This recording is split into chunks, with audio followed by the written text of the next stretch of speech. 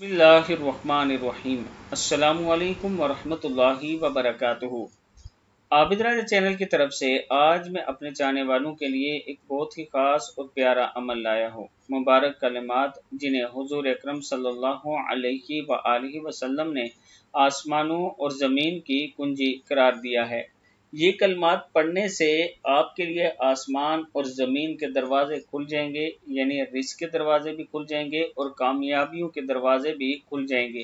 دعا ہے لا الہ الا اللہ واللہ اکبر وسبحان اللہ وبحمدہ استغفر اللہ ولا حول ولا قوة الا باللہ العلی العظیم والاول والآخر والظاہر والباطن یحیی ویمیت بیدہ الخیر وہو علی کل شیء قدیر۔